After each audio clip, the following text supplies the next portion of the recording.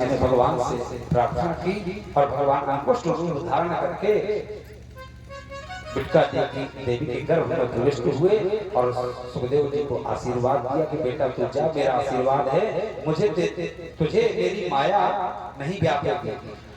तब सुखदेव जी बाहर निकले 12 वर्ष और जब निकले तो नरा लपेटे हुए सीधे जंगल की ओर निकल गए।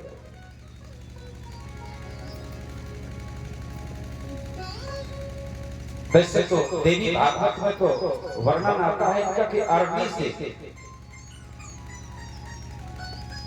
एक काक्षी नाम की अप्सरा थी, जिसको देख करके व्यास जी मोहित हो गए थे और उसी समय वो यज्ञ के लिए, हवन के लिए अरणी का मंथन कर रहे थे लकड़ी, और उसी समय उनका शुक्रपात हो गया। तो उसी अरणी से ही सुखदेव जी प्रकट हो गए थे।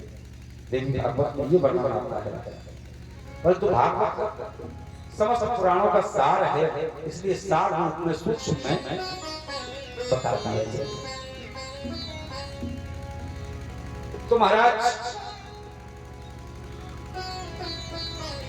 सुखदेव जी जन्म लेते ही परिव्राजक हो गए, जंगल की ओर निकल गए, गुफाओं में जाकर के समाधि लगा दी।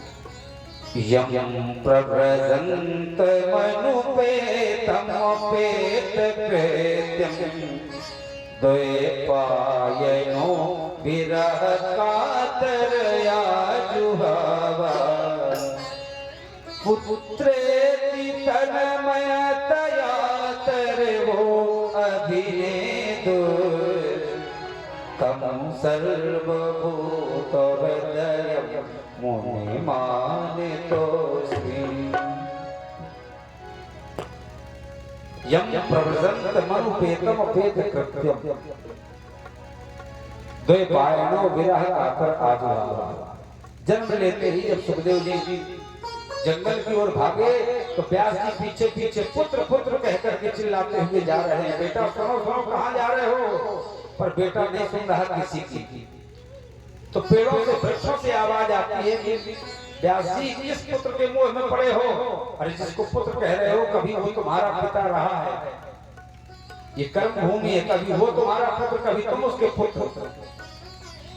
यहाँ तो कर्मों का फल मिलता है, को न काहू सुख दुख कर दाता, निज कृत कर्म भोग सब भ्राता।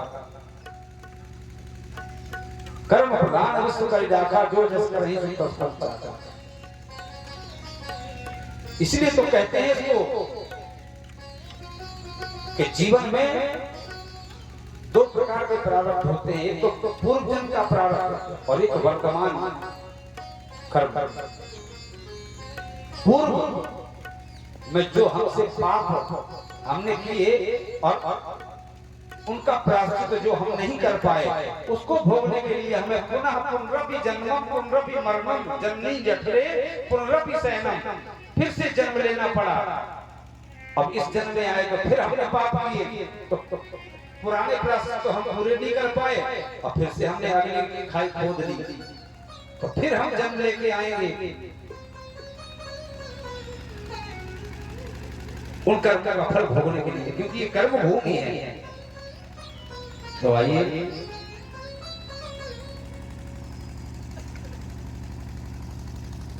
सरोवर में स्त्रियां नग्न होकर के स्नान कर रही हैं। सुखदेव जी जब जा रहे हैं तो उनको कोई फर्क नहीं पड़ रहा है, परंतु जब व्यास जी पहुंचे 85 वर्ष की अवस्था में तो उन स्त्रियों ने अपने अंगों को ढक लिया। व्यास जी ने पूछा कि ऐसा क्यों? तो स्त्रियों ने जवाब दिया कि महाराज आपका पुत्र परमहंस है, उसको स्त्री पुरुष का बोध ही नहीं है, और आप सब जानते हो ऐसे परमहंस थे सुखदेव जी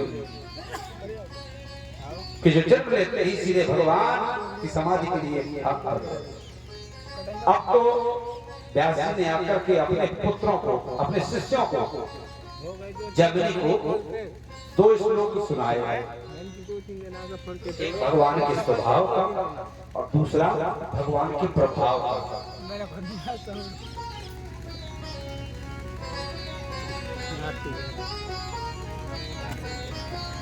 वरापीडम नटवर पखो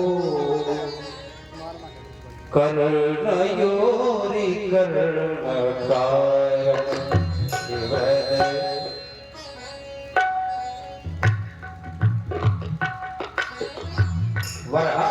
नटबरखु कर्णियोर कर्णिवारम देवृतवासा कनक कपीसम बैजयंती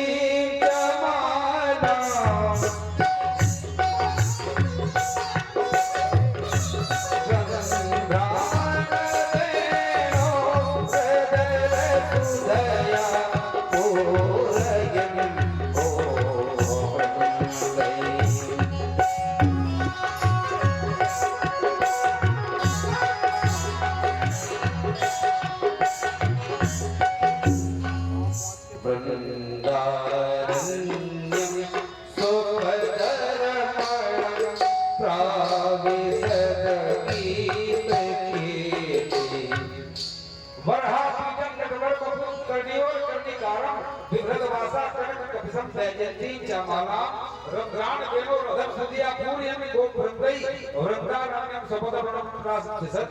गीत कीर्ति बोले भगवान का स्वरूप कैसा है?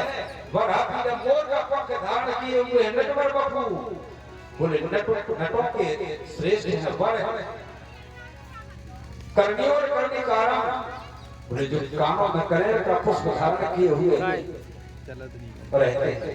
गोपियां समझ जाती हैं कि जिस कान में पुष्प लगा हुआ है तो समझ जाती हैं गोपियां कि भगवान आज इस दिशा में गाय चराने के लिए जाएंगे।